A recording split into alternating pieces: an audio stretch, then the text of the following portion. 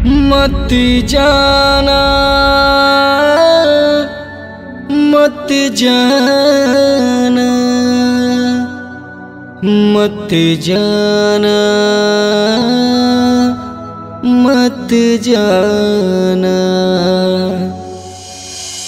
Presented by Adi Shakti Films।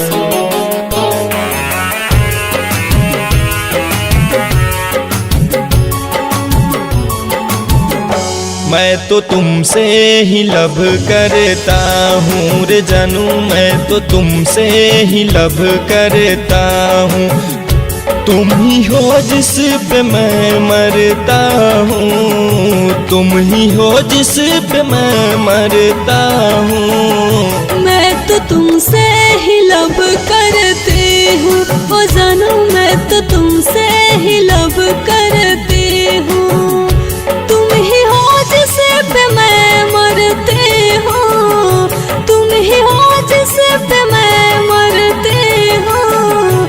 मैं तो तुमसे ही लब करता हूँ रे जानू, मैं तो तुमसे ही लब करता हूँ।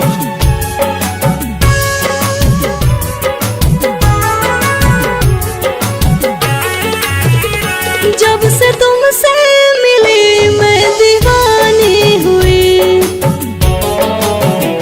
जब से तुमसे मिली मैं दीवानी हुई। लोग कहते हैं मैं तो सयानी हुई। जान फिर से मिलेंगे हम कैसे सनम, जान फिर से मिलेंगे हम कैसे सनम, जान फिर से मिलेंगे हम कैसे सनम।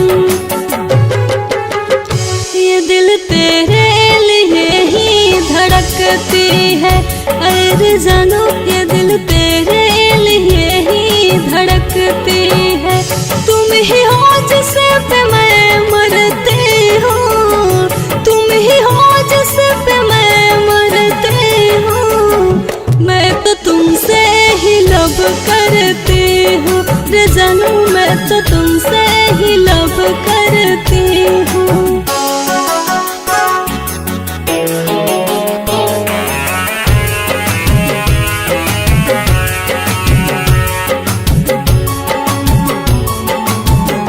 याद तुमको करूं तो हो मजबूरियां,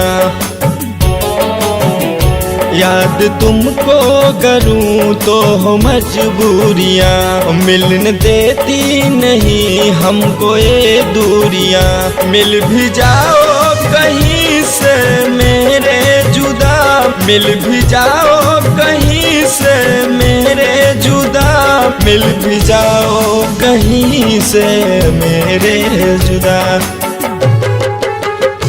ऐसे आहें मैं अब भरता हूँ रे जानू, मैं तो तुमसे ही लब करता हूँ। तुम ही हो जिस पे मैं मरता हूँ, तुम ही हो जिस पे मैं मरता हूँ। मैं तो तुमसे ही लब करता हूँ रे जानू, मैं तो तुमसे ही लब करती हूँ।